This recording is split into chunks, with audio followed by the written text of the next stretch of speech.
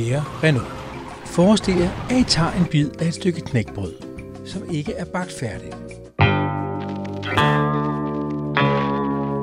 Sådan havde jeg det også første gang, jeg kørte det nye Renault Megane. Styretøjet var slattent, og undervognen var for hård og for blød.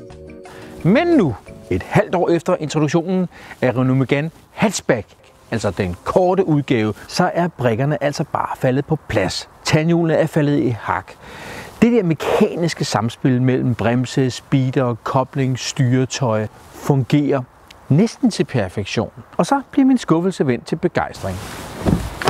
Normalt er jeg ikke vild med knapper, hvor man kan software-tune sin bil. Fra Eco-mode til Comfort-mode til Sport-mode. Men her fungerer det faktisk ret godt. Når du går over i Sport, og den bliver rød på instrumentbordet og her på siden og i dørene, så får du et tungere styretøj, du får et hurtigere gearskift, du får en frækkere lyd,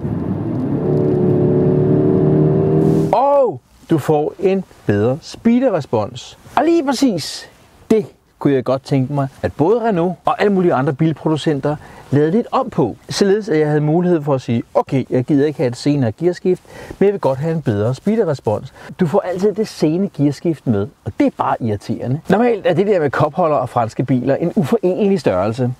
Fordi franskmænd mener ikke, at man både skal køre bil og drikke kaffe samtidig. Men det gør alle vi andre i resten af verden. Så jeg er glad for, at Renault har fået monteret en ordentlig kopholder i deres bil. Så er der naturligvis også kommet et kæmpe stort bagagerum. Det er det handler om i en stationcar. Det er 580 liter stort. Og så ligger der en plade, og så ligger der endnu en plade. Når du ikke tager pladen op, så kan du lige løfte denne her. Så kan du stille dine bæreposer her, så det ikke ligger og rutter frem og tilbage i bagagerummet. Og så til den der bagagerumsskjuler-test, jeg lige har indført. Hvor svært er det at få den her ind og ud? Sørg med ja. Renault har også tænkt på et sted, hvor den kan være, når man ikke skal bruge den. Der er også dejligt meget plads herinde. Og så har Renault givet den nogle Isofix-beslag, som er til at få øje på. Til gengæld har Renault ikke tænkt sig om her. For når jeg trykker selen i, så skubber jeg beslaget ned i sædet. Det her, det er en god Renault. Men det er ikke bare en god Renault, det er også en god bil. Men kære Renault, næste gang I bygger en bil, er I så ikke søde at lave den færdig, inden I begynder at sælge den.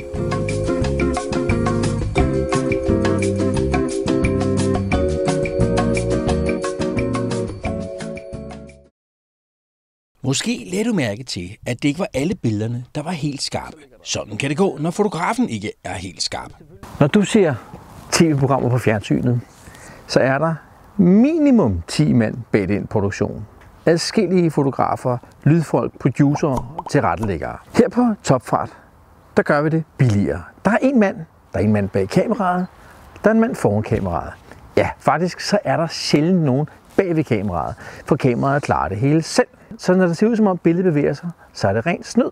Så fordi jeg kører en optagelse, hvor jeg flytter rundt det billede. Det kan jeg gøre, fordi jeg kører i meget høj kvalitet. Det kan godt være, at du ikke kan se den kvalitet på Ekstrabladet, men kameraet optager altså i noget, man kalder 4K. Og så bruger jeg autofokus, og det er bare noget, alle fotografer rynker på næsen over.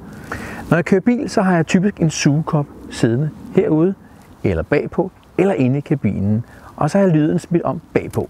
Så er jeg sikker på, at den der fede motorlyd, den altid kommer med i programmet. Se med i morgen, når jeg tester den helt nye Peugeot 3008.